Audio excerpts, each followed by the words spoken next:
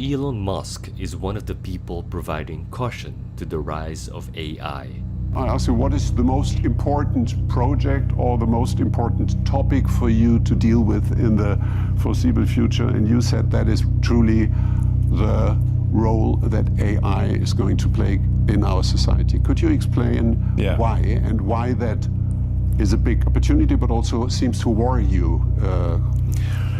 I think, well, I mean, humans have been the smartest creature on Earth for a long time, and that is going to change with what's typically called artificial general intelligence. So this is, say, an AI that is smarter than a human in every way, could even simulate a human.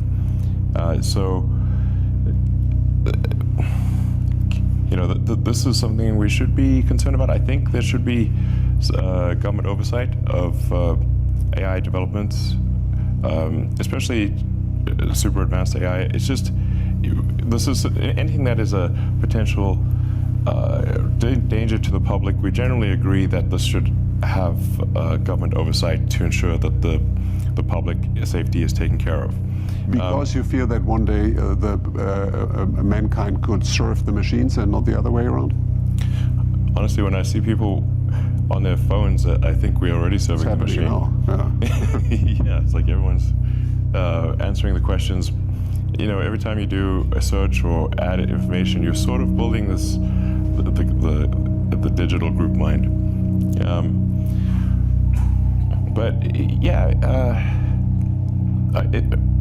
The advent of artificial general intelligence is called the singularity for a reason, because just like a black hole, which is a singularity, it's difficult to predict what will happen.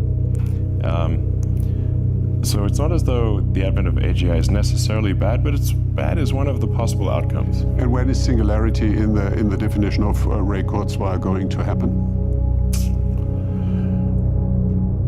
Well, I think you were saying he's predicting 2025. I think that's reasonably accurate. And how can it be avoided that is then more a threat for humanity than an opportunity? Is it a question of governance, so that there is not too much power in one or in few hands?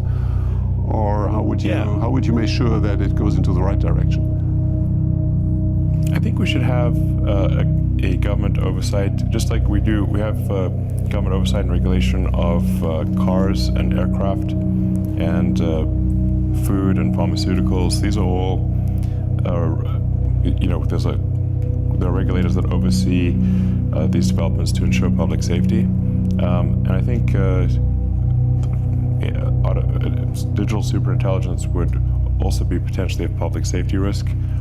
And so it should be, I think it's very important for regulators to keep an eye on that.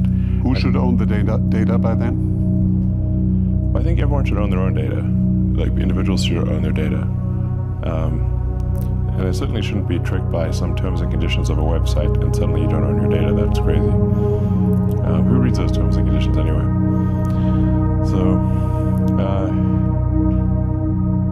I think it's just, like, we wouldn't let people develop a nuclear bomb in the backyard just for the hell of it, That seems crazy. So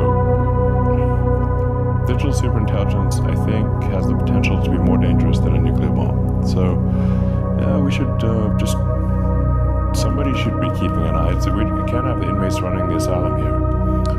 Which is a global issue, because if we do well, but China has other rules and a different regulatory framework, that is another I don't challenge. I generally this is one of the rebuttals I get from those developing AI. And Tesla is also developing a form of AI with self-driving, but it's a very narrow form of AI. It's just like the car's not going to wake up one day and take over the world.